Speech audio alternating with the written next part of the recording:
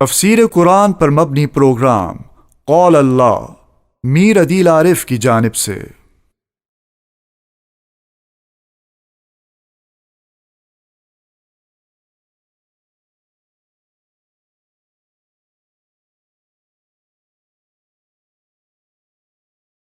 بسم اللہ الرحمن الرحیم، نحمدہ ونصلی علی رسول الکریم۔ اذان ٹی وی کے پروگرام قال اللہ میں آج سورۃ اسراء کی ایک اور قسط آپ کے خدمت میں پیش حاضر ہے۔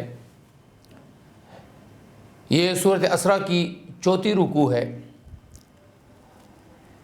اور اللہ رب العزت نے اس رکوع میں عرب میں موجود جو عیوب تھے اور جو ان کی زندگیوں میں خرابیاں تھیں،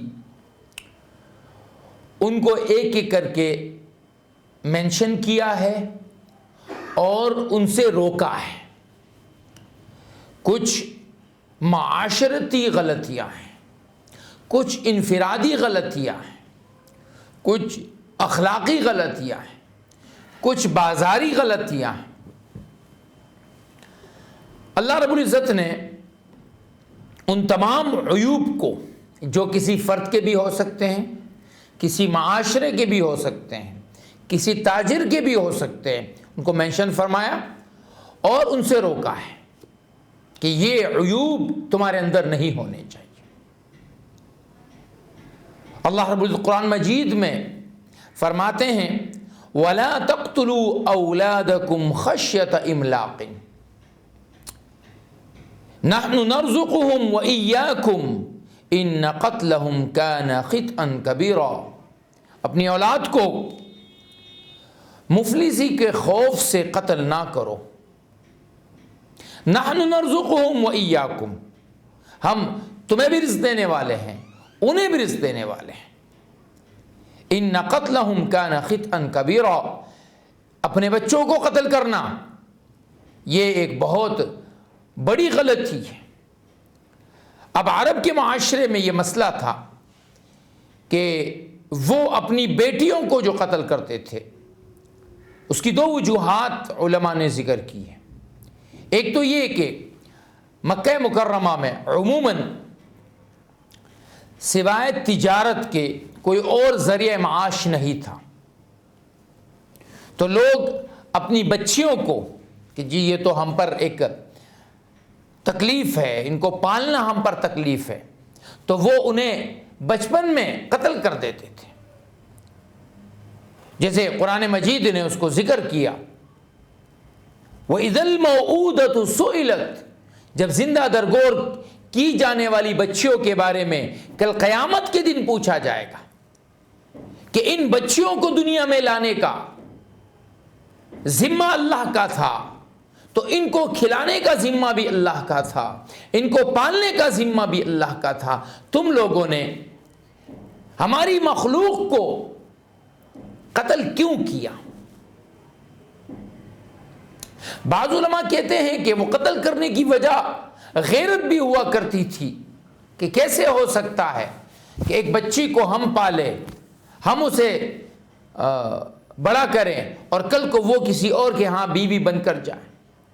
لیکن اللہ رب العزت نے اس آیت میں اس وجہ کو ذکر کیا کہ جہاں پر بھوک، افلاس، نہ کھلانے کے جو اسباب ہیں، اس کی بنیاد پر بچوں کو قتل کیا جاتا تھا۔ ہمارا آج کا معاشرہ، ہمیں جو ایک ڈرایا گیا، جو ایک بات بار بار کہی جا رہی ہے کہ دنیا کی آبادی بڑھ رہی ہے اور آبادی کو کم کرتے رہنا چاہیے، آبادی بڑھنی نہیں چاہیے، اور بچے 2 ہی اچھے، یہ جو ایک آواز اٹھی ہے، اور اس کے بعد اچھے خاصے مسلمانوں کے ہاں یہ بات آئی ہے کہ جناب والا بچوں کو پالنا بھی تو ایک بڑا کام ہے، بچوں کو کیسے پالیں گے، اب مجھے مزید بچوں کی ضرورت نہیں ہے۔ یہ آواز رب العزت کے اوپر جو توکل ہونا چاہیے، جو بھروسہ ہونا چاہیے، جو اعتماد ہونا چاہیے، اس کے سراسر منافی ہے، سراسر خلاف ہے۔ گویا ہم یہ سمجھتے ہیں کہ نعوذ باللہ پیدا کرنا رب کا کام تھا، اب کھلانا پلانا میرا کام ہے۔ میں اکثر اس میں ایک بات عرض کرتا ہوں کہ دیکھو، کبھی اپنے آپ کو اپنے بچوں کا خدا نہ سمجھنا کہ میں رب ہوں، میں کھلاتا ہوں، میں تربیت کرتا ہوں۔ جب تم جوان ہو تو تمہیں یہ احساس ہو کہ جی میں رب ہوں، میں کھلاتا ہوں۔ اور کبھی اپنے بچوں کو ان کی جوانی میں اپنا رب مت سمجھنا کہ جی جب ہم بوڑھے ہوں گے تو ہمارے بچے ہمیں کھلائیں گے۔ نہیں، اللہ فرماتے ہیں نحن نرزقہم، ان کو بھی کھلانا، وَإِيَّاكُمْ، تمہیں بھی کھلانا، یہ ہماری ذمہ داری ہے۔ اس پر علماء نے ایک پوری بحث کی ہے کہ وضع حمل، ابورشن کرنا، یہ کب جائز ہے، کب ناجائز ہے، کن صورتوں میں کرنا چاہیے، کن صورتوں میں نہیں کرنا چاہیے۔ اور آج یہ مسئلہ ہمارے سامنے اس نئے دور میں بہت کھل کر آ گیا ہے کہ ابورشن جو ہے وہ کیا ہے۔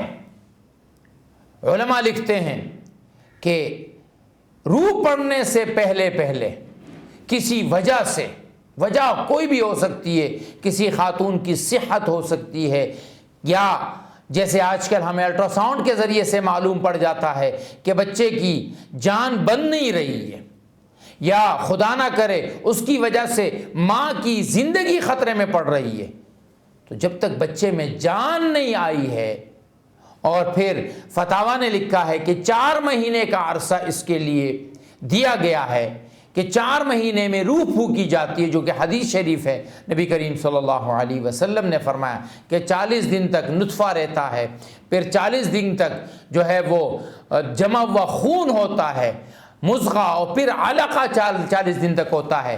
4 مہینے کے بعد پھر ایک فرشتہ آتا ہے جو اس میں روح پھونکتا ہے، اور اس کے ساتھ ساتھ اس کا رزق لکھ دیا جاتا ہے، رزق اس کا لکھ دیا جاتا ہے، شقی و سعید لکھ دیا جاتا ہے، کب مرے گا، کہاں مرے گا لکھ دیا جاتا ہے، وَعَمُلُهُ، زندگی میں کیا عمل کرے گا اللہ کے علم میں لکھ دیا جاتا ہے۔ تو اگر 4 مہینے سے پہلے آپ کے علم میں کوئی ڈاکٹر لاتے ہیں، اور اس میں ہم مشورہ یہ دیتے ہیں کہ بھائی آپ کسی ماہر اور ایسے شخص سے مشورہ کریں کہ جو ماہر بھی ہو اور اللہ کا ڈر بھی ہو۔ محض بچوں کا ضائع کرنا، محض اپنے ہاسپٹل کی فیس بنوانا مقصود نہ ہو، اسے اللہ کا ڈر بھی ہو اور آپ کا ہمدرد بھی ہو۔ وہ اگر آپ سے کہتے ہیں کہ جناب والا بچہ یا بچے کی ماں کو خطرہ ہے، بچہ نامکمل پیدا ہو رہا ہے، بچے میں کوئی نقص ہے، تو اب 4 مہینے سے قبل آپ اسے ضائع کر سکتے ہیں۔ لیکن اگر 4 مہینے پورے ہو گئے حمل کو، اور اب بچہ جو ہے وہ پیٹ میں آ گیا ہے اور بچے میں روح پھونک دی گئی ہے، اب علماء فرماتے ہیں کہ اب اس کا ضائع کرنا کسی صورت بھی جائز نہیں، الا یہ کہ ڈاکٹر آپ کو ایک ایسی جگہ پر لا کر کھڑا کر دے کہ جناب اگر یہ بچہ پیدا، یعنی بچے کو صاف نہیں کیا گیا تو ماں مر سکتی ہے، ماں کی جان جا سکتی ہے۔ تو اب کہتے ہیں کہ اب یہ ایک الگ صورت ہے، کیونکہ اب ایک بچہ جس کی زندگی وہ جیے نہ جیے، لیکن ایک زندہ انسان یعنی ماں کی زندگی خطرے میں پڑ رہی ہے، لہٰذا اب ماں کی زندگی بچانے کے لیے اس بچے کو ضائع کیا جا سکتا، ادروائز بچے کا سر مکمل نہیں ہے، بچہ بڑے سر والا ہے، بچہ معذور ہے اور بچہ زندہ نہیں رہ پائے گا، تو بھائی آپ کون ہوتے ہیں یہ فیصلے کرنے والے؟ آپ کون ہوتے ہیں اللہ کے نظام کو چھیڑنے والے؟ کیا وہ اللہ اس بات پر عالم نہیں ہے؟ کیا اس اللہ کو اس بات کی قدرت نہیں ہے کہ وہ ہر بچے کو کامل خلقت پیدا کرے؟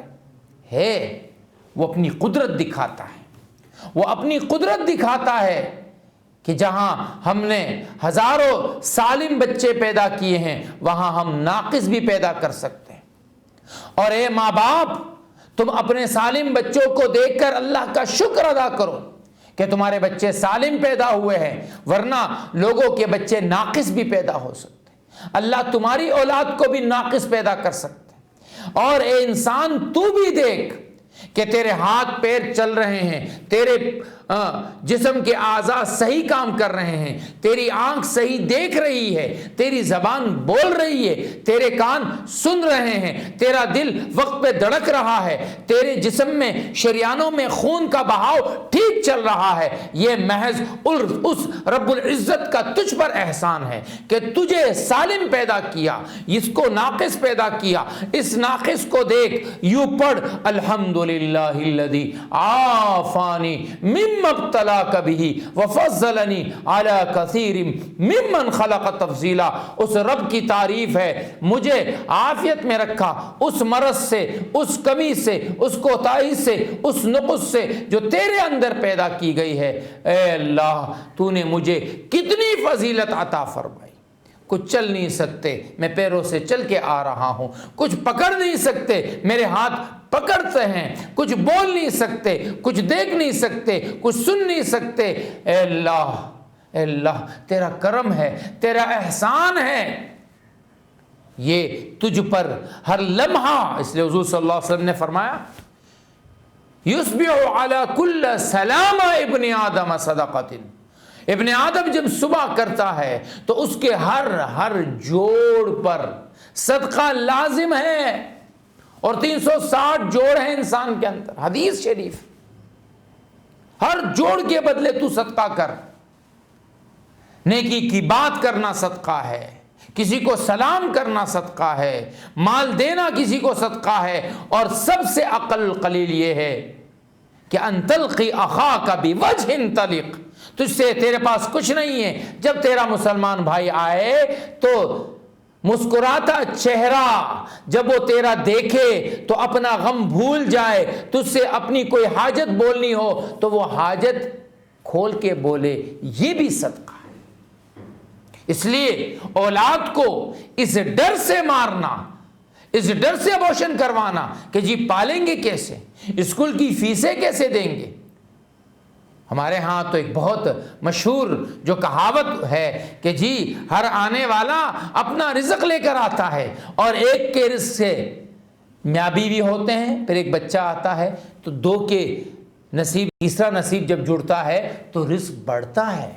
اولاد اپنا رزق ساتھ لے کر آتی ہے۔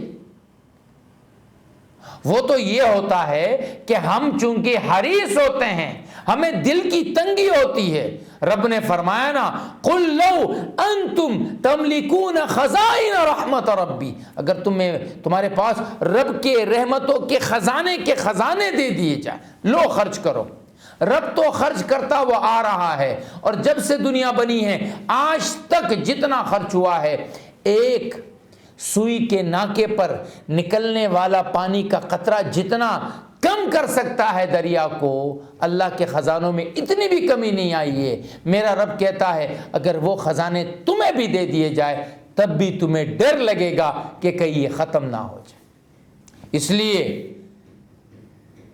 وَلَا تَقْتُلُوا أَوْلَادَكُمْ، اپنی اولاد کو قتل مت کرو، خشیۃ املاق، بھوک کی ڈر کے مارے۔ نحن نرزقہم، ہم انہیں بھی رزق دیتے ہیں، وَإِيَّاكُمْ، تمہیں بھی رزق دیتے ہیں۔ إِنَّ قَتْلَهُمْ كَانَ خِطْئًا كَبِيرًا، ان کو قتل کرنا یہ بہت بڑا گناہ ہے۔ وَلَا تَقْرَبُوا الزِّنَا إِنَّهُ كَانَ فَاحِشَةً وَسَاءَ سَبِيلًا۔ فاحشہ، یہ فاحشہ ہے، زنا کے قریب مت جاؤ۔ کسی بھی ایسی عورت کے قریب جانا، ہاتھ لگانا، زبان سے بات کرنا، فرمایا زبان کا زنا بات کرنا ہے، کان کے زنا سننا ہے، آنکھ کا زنا اس کو دیکھنا ہے، اور ہاتھ کا زنا اس کو پکڑنا ہے۔ اور پھر یہ تمام چیزیں دل کو جا کر خبر دیتی ہے ہمیں یہ فعل کرنا ہے، اور دل اس کی تصدیق کرتا ہے کہ ہاں اب یہ کام کرنا چاہیے کہ نہیں کرنا چاہیے۔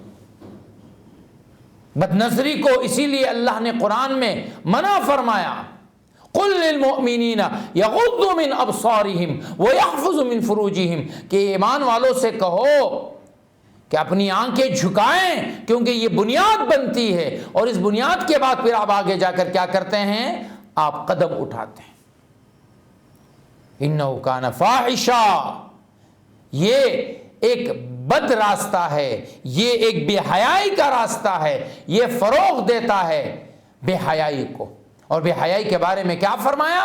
اذا فاتک الحیا فافعل ما شئت، جب تیری حیا ختم ہو جائے تو پھر تیرے دل میں جو آئے کر، کیونکہ انسان جب ایک مرتبہ حیا کو پھینک دیتا ہے پھر وہ کسی سے بھی نہیں ڈرتا، پھر وہ کسی سے بھی نہیں ڈرتا۔ نبی علیہ الصلوۃ والسلام نے صحابہ سے عرض کیا استحیوا من اللہ حق الحیا، اللہ سے ڈرو، اللہ سے حیا کرو جیسے حیا کا حق ہے۔ یا رسول اللہ ہم اللہ سے حیا کرتے ہیں؟ فرمایا نہیں، حیا یہ ہے کہ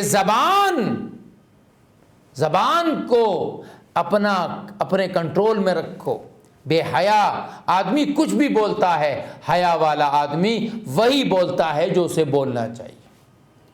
اپنے دورانوں کے بیچ میں اس کو محفوظ کرو، اس لیے کہ بے حیا آدمی کہیں بھی اپنے کپڑے اتار دیتا ہے، حیا والا آدمی ایسا نہیں کرتا۔ وَسَاءَ سَبِيلًا، یہ راستہ بہت برا ہے، اس راستے پر مت چلو، یہ بے حیائی کا راستہ ہے، یہ گناہ کا راستہ ہے، یہ بے عزتی کا راستہ ہے۔ اب یہ چونکہ اس معاشرے میں بہت عام تھا، یہ معاملہ تو روکا گیا ہے کہ یہ بے حیائی کا راستہ ہے۔ صحابی آیا یا رسول اللہ اجازت دیجئے کہ میں کہیں جا کر منہ کالا کروں۔ آپ نے فرمایا تو چاہتا ہے کوئی تیری بہن کے ساتھ منہ کالا کرے، تیری ماں کے ساتھ کرے، تیری بیٹی کے ساتھ کرے، تیری خالہ کے ساتھ کرے؟ نہ یا رسول اللہ، کیسے میں قبول کر سکتا ہوں؟ فرمایا جو خاتون کے پاس تم جا رہے ہو وہ بھی تو کسی کی عزت ہے، وہ بھی تو کسی کی ماں ہے، وہ بھی تو کسی کی بہن ہے، وہ بھی تو کسی کی بیٹی ہے، جیسے تو گوارا نہیں کرتا ویسے وہ بھی گوارا نہیں کرتا۔ پھر اس کے سینے پر ہاتھ پھیر کر فرمایا اے اللہ اس کے دل کے اندر اس گناہ کا جو محبت ہے اس کو نکال دے۔ صحابی کہتے ہیں جب میں محفل میں آیا تھا تو سب سے زیادہ محبوب عمل میری نظر میں یہ تھا کہ مجھے اس کی طلب تھی، اور جب میں اللہ کے نبی کی محفل سے جانے لگا تو سب سے برا فعل میری نظر میں وہ زنا کا تھا۔ وَلَا تَقْتُلُوا النَّفْسَ الَّتِي حَرَّمَ اللَّهُ إِلَّا بِالْحَقِّ وَمَنْ قُتِلَ مَظْلُومًا فَقَدْ جَعَلْنَا لِوَلِيِّهِ سُلْطَانًا فَلَا يُسْرِفْ فِي الْقَتْلِ إِنَّهُ كَانَ مَنْصُورًا، اور کسی جان کو قتل نہ کرو التی حرم اللہ، جس کو اللہ نے حرام قرار دیا، الا بالحق، مگر حق کے ساتھ۔ ہر جان اللہ نے اس کو حرام کیا ہے۔ حضرت عثمان رضی اللہ تعالیٰ عنہ کے گرد جب ان کے گھر پر لوگوں نے ان کا محاصرہ کیا باغیوں نے، تو وہ اپنی گھر کی چھت پر آئے اور کہنے لگے کیا تم یہ نہیں جانتے ہو کہ اللہ کے نبی نے فرمایا جس نے کلمہ پڑھ لیا اس کی جان، اس کا مال، اس کی عزت محفوظ ہو گئی، مگر 3 وجوہات ایسی ہیں کہ کسی شخص کو قتل کیا جا سکتا ہے، مرتد ہو جائے، اور مرتد ہونے کے بعد حکومت وقت اس کو اس 3 دن تک دعوت دے مسلمان ہو جا، وہ نہ ہو اب قتل کر دو، یا کوئی شادی شدہ مرد وہ بدکاری کرے اور پھر وہ پکڑا جائے، گواہ بھی پیش ہو جائے، یا اقرار کرے اب سنسار کر دو، اب اس کو رجم کر دو، اب اس کی جان لینا یہ تمہارے لیے جائز ہے، لیکن یہ کام بھی حکومت کرے گی۔ تیسرا، کسی نے کسی کو قتل کر دیا، اب قصاصاً قاتل کو قتل کرنا یہ مقتول کے لواحقین کے لیے جائز ہے، لیکن یہ بات یاد رکھیے ان تینوں صورتوں میں یہ حق صرف حکومت کو ہے، کسی کو قانون ہاتھ میں لینے کی اجازت نہیں ہے۔ ایک صحابی نے کہا یا رسول اللہ میں اپنی عزت پر کسی کو دیکھوں کہ میری عزت کے ساتھ کوئی مرد ہے، میری بیوی کے ساتھ کوئی ہے، کیا میں اس کو قتل نہ کروں؟ کیا میں پھر جا کے 4 گواہ تلاش کروں؟ میری غیرت ایسا گوارا نہیں کرے گی۔ آپ علیہ الصلوۃ والسلام نے فرمایا للہ اغیر منکا، سن اللہ کی غیرت تجھ سے زیادہ ہے، لیکن اگر اللہ ہر آدمی کو ایسی اجازت دے کہ قتل کر جس کو تو قتل کرنا چاہتا ہے تو پھر فساد کیسے مچے گا؟ جیسے آج کل ہمارے ہاں کاروکاری کے نام سے جس کا دل کرتا ہے عورت کو قتل کر دیتا ہے، جس کا دل کرتا ہے کسی مرد کو قتل کرتا ہے، اور پھر بعد میں الزام لگاتا ہے کہ جی چونکہ میں نے ان کو ایسا کرتے دیکھا تو میں نے قتل کیا۔ نہیں، اسلام کہتا ہے، اور یہ واحد ایسا گناہ ہے کہ جس پر اسلام نے 4 گواہ لازم کر دیے۔ تو کہتا ہے فلاں نے فلاں کے ساتھ بدکاری کی ہے، 4 گواہ لا، ورنہ قتل جیسے جرم کے لیے بھی 2 گواہ کافی ہے، زنا کے لیے 4 گواہ، وہ بھی چاروں ایک ہی الفاظ بولے، کوئی فرق نہ ہو۔ اب اسلام کہتا ہے کہ اس عورت پر، اس مرد پر اب سنسار آئے گا، اور اگر 3 نے ایک گواہی دی، ایک کی گواہی بدل گئی، سنسار ہٹے گا۔ ان چاروں کو اب کوڑے مارو۔ الزام کیوں لگایا؟ مسلمان پر الزام کیسے لگایا؟ ایسے ہی کسی مسلمان کو بلا وجہ قتل کرنا، فرمایا لہدم السماوات والارض اہون علی اللہ من قتل مؤمن واحد، زمین آسمان کا گرا دینا، توڑ دینا، ٹوٹ جانا اللہ کی نظر میں معمولی ہے بنسبت ایک مسلمان کو قتل کرنے کے۔ مسلمان کا قتل اللہ کی نظر میں بہت بڑا گناہ ہے۔ ابن عمر رضی اللہ عنہ نے خانہ کعبہ کو متوجہ کر کے کہا، یا ہے بیت اللہ ما اکرمو کی، کتنی عزت ہے تیری، کتنا بڑا مقام ہے تیرا، لیکن ایک مومن کا مقام اللہ کی نظر میں تجھ سے بھی زیادہ۔ لہدم الکعبتی، کعبہ ٹوٹ جائے، یہ اتنا بڑا گناہ نہیں ہے ایک مسلمان کو قتل کرنا، ناحق مسلمان کو قتل کرنا۔ فرمایا قیامت کے دن سب سے پہلے حقوق العباد میں خون کا حساب ہوگا، خون کا حساب ہوگا، دماء الناس، لوگوں کے خونوں کا حساب ہوگا۔ اس لیے کسی کو قتل کرنا ہمارے لیے جائز نہیں ہے۔ اگر قاتل ہے، حکومت اسے مقتول کے لواحقین کے حوالے کرے، ثابت ہو جائے، اور مقتول کے لواحقین کو کیا کہا جائے، وَمَنْ قُتِلَ مَظْلُومًا، جس کو ظلماً قتل کر دیا گیا، فَقَدْ جَعَلْنَا لِوَلِيِّ سُلْطَانًا، ہم نے اس کے ولی کو یہ حق دیا ہے کہ وہ قصاص لے سکتا ہے حکومتی قوانین میں رہتے ہوئے۔ فلا یسرف فی القتل، اب وہ قتل میں اسراف نہ کرے۔ پہلے کیا ہوتا تھا، جی ہمارے قبیلے والوں میں سے فلاں کا قتل ہوا ہے اور فلاں نے قتل کیا ہے، ہم قاتل کو قتل نہیں کریں گے، ہم تو ان کے سردار کو قتل کریں گے، یا قاتل بھی قتل ہوگا، سردار بھی قتل ہوگا۔ آج کل ہمارے ہاں ایک اور رواج آیا ہے کہ قاتل کے گھر سے ہمیں اتنی لڑکیاں چاہیے، قاتل کی بہن ہمیں دے دو، قاتل کی بھتیجی ہمیں دے دو۔ فلا یسرف فی القتل، اللہ فرماتے ہیں ایسا کچھ نہیں ہے، قاتل وہ تمہیں دیا جائے گا، اس کو قصاصاً قتل کر لو کہ اس نے اتنا بڑا جرم کیا ہے۔ انہ کان منصورا، مدد تو کریں گے لیکن اسراف فی القتل جائز نہیں ہے کہ تم ناحق ہم سے ایسے مطالبے شروع کر دو کہ جس مطالبے کو شریعت نہیں مانتی۔ وَلَا تَقْرَبُوا مَالَ الْيَتِيمِ إِلَّا بِالَّتِي هِيَ أَحْسَنُ حَتَّى يَبْلُغَ أَشُدَّهُ وَأَوْفُوا بِالْعَهْدِ إِنَّ الْعَهْدَ كَانَ مَسْئُولًا۔ یتیم اگر آپ کے ہاں رہ گیا، بھتیجا ہے اور کوئی رشتہ دار ہے، تو اب اس کا مال آپ کے لیے حلال نہیں ہے۔ اتنا سا حلال ہے کہ یتیم کے مال کی پرورش کرتے ہوئے، اس کی حفاظت کرتے ہوئے، ایک عام آدمی کو جو تنخواہ ملتی ہے وہ تنخواہ تم لے سکتے ہو، اس کے مال کے قریب مت جانا۔ الا باللتی ہی احسن، مگر اس انداز سے کہ کوئی اچھا سودا آ گیا کہ جی بچے کے پیسے ہیں، یہ تو بیکار ہو جائیں گے، یہ ڈس ویلیو ہو جائیں گے، ڈی ویلیو ہو جائیں گے، بھئی یہ زمین خرید لو، مناسب جگہ کی زمین ہے، بھئی یہ سونا خرید لو، ہاں یہ تصرف کر سکتے ہو، لیکن اس کو اپنی ضروریات میں استعمال کرنا، اپنی اولاد کے ضروریات میں استعمال کرنا۔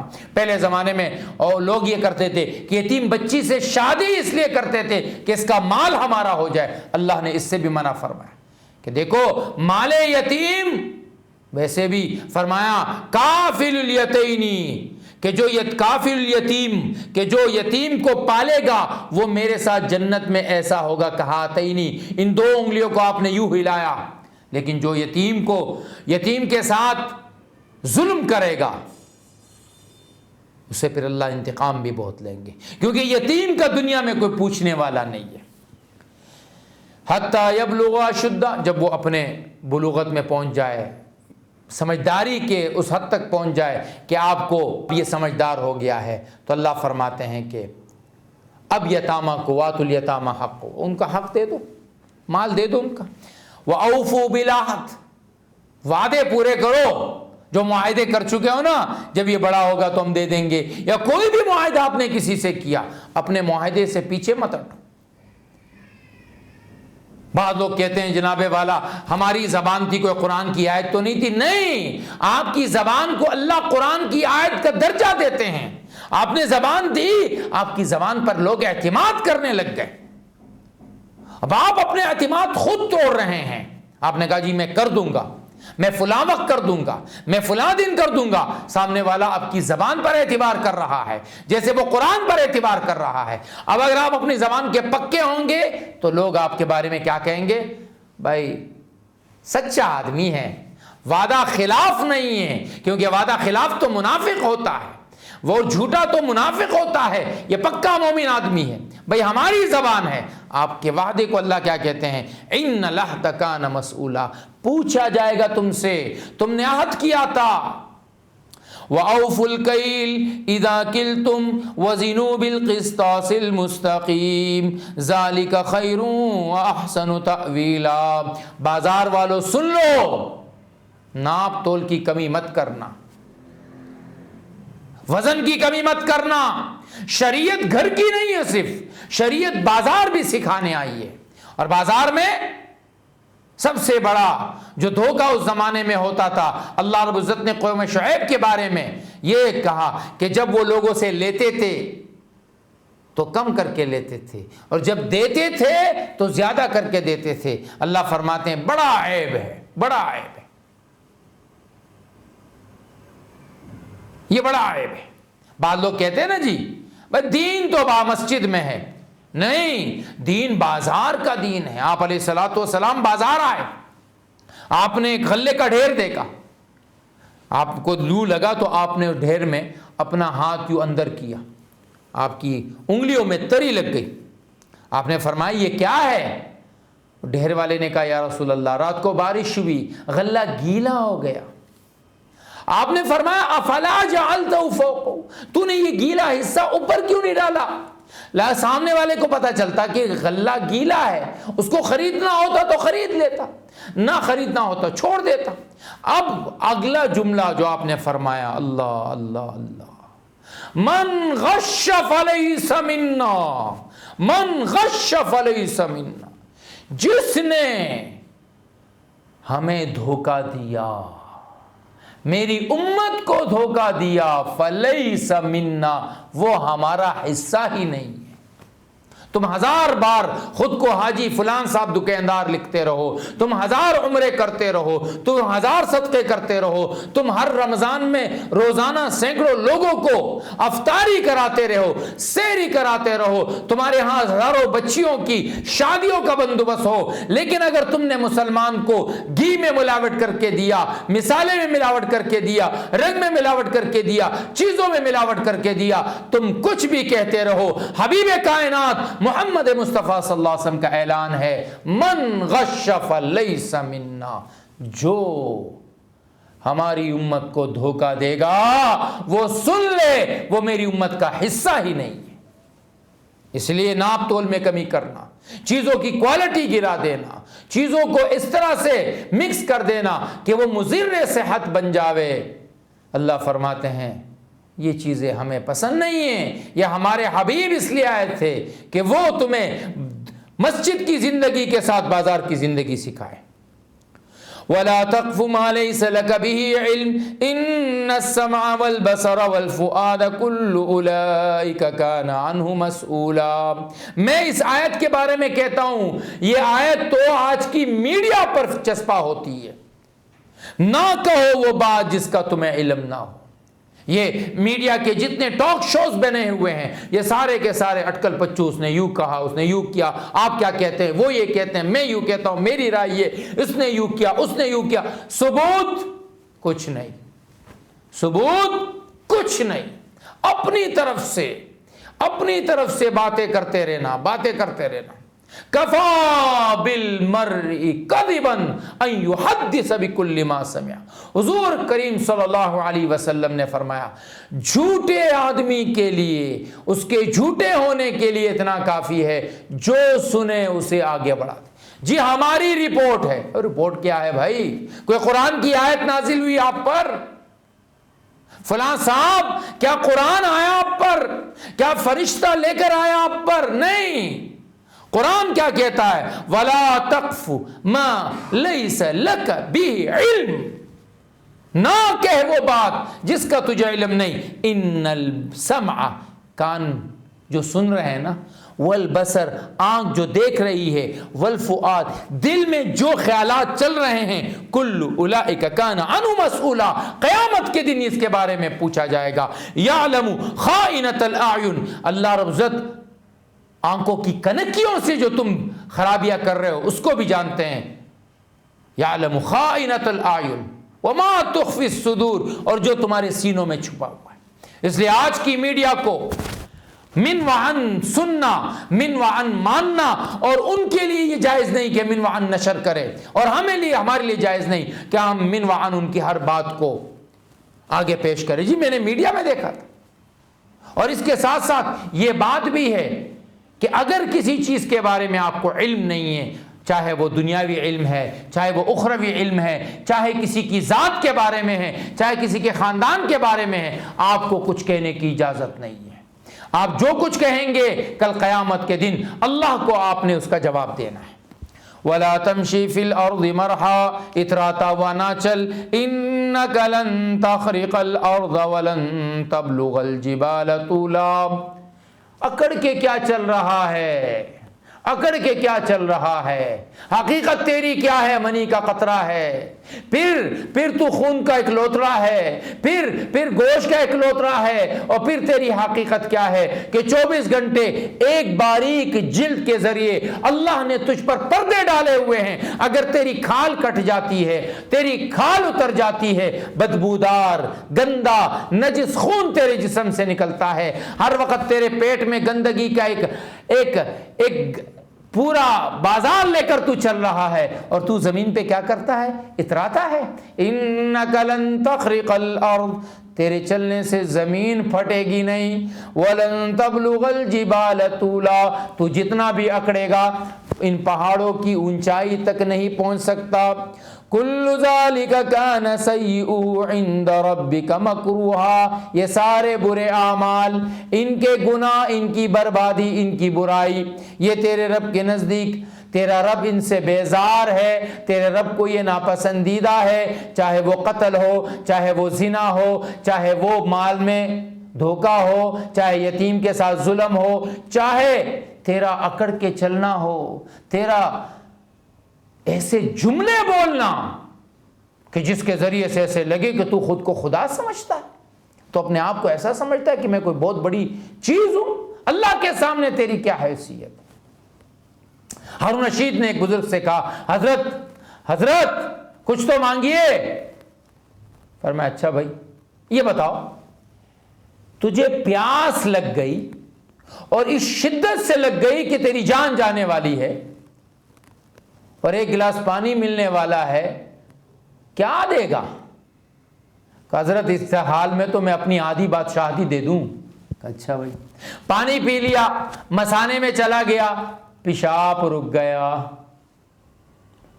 اب تجھ سے کہا جاتا ہے کہ پیشاب ہم تیرا روا کر دیں گے، بتا کیا دے گا؟ کہا جی اپنی آدھی حکومت دے دوں گا. فرمایا جو حکومت آدھی ایک گلاس پانی پینے کے لیے چلی جائے، اور جو حکومت آدھی اسی ایک گلاس پانی کو مسانے سے نکالنے کے لیے دے دی جائے، اس حکومت سے تو مجھ سے ٹکڑے مانگنے کو کہہ رہا ہے. یہ دنیا کیا ہے؟ یہ جوانی کیا ہے؟ یہ طاقت کیا ہے؟ یہ نشہ کیا ہے کہ ہم اس پر اترائیں؟ اس لیے اللہ فرماتے ہیں انک لن تخرق الارض.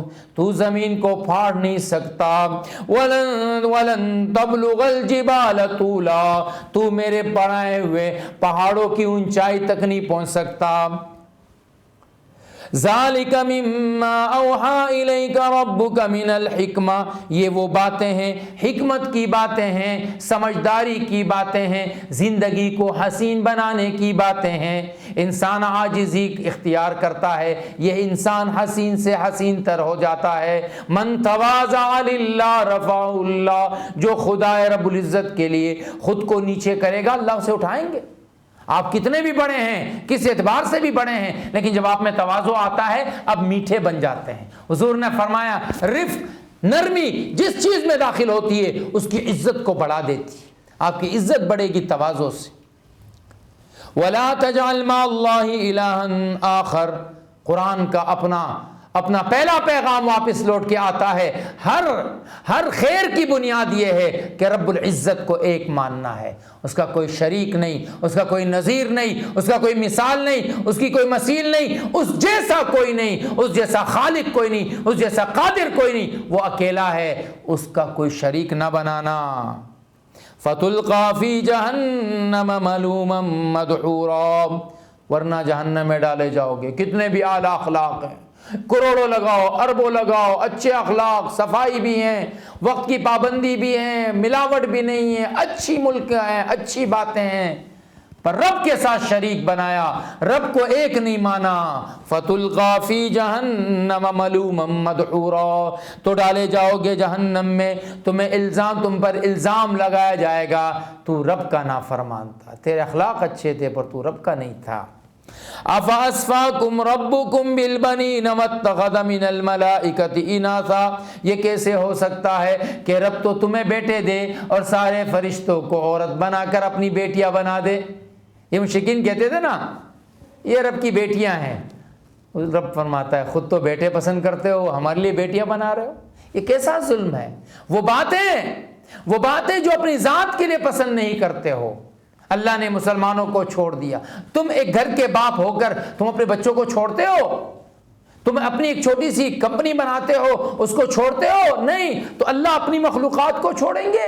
نہیں، یہ امتحان کی زندگی ہے۔ وَاتَّخَذَ مِنَ الْمَلَائِكَةِ إِنَاثًا، اور ہم نے فرشتوں کو سب کو عورتیں بنا کر اپنی بیٹیاں بنا دیا۔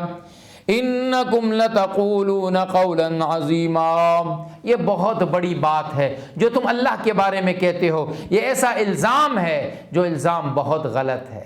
تمہیں ایسا الزام اللہ کے لیے اللہ پر نہیں لگانا چاہیے۔ اللہ کی ذات پر کوئی بھی ایسا الزام کہ جو اللہ کی ذات کی عظمت کے خلاف ہو، اللہ نے دیا، اللہ ہمیں کھلائیں گے نہیں، اللہ ہمیں پلائیں گے نہیں، اللہ ہمارا خیال نہیں رکھیں گے، یا اللہ نے تو بالکل مسلمانوں کو چھوڑ دیا، یہ سب باتیں فضول ہیں۔ اللہ کبھی کسی کو نہیں چھوڑتے ہیں، اللہ ہمارے ساتھ ہیں، بس ہم بندے بن جائیں۔ وہ رب بننے کے لیے ہر وقت تیار ہے، اس کی رحمتیں ہر وقت جوش میں ہیں، کوئی تو ہم سے مانگنے والا ہو۔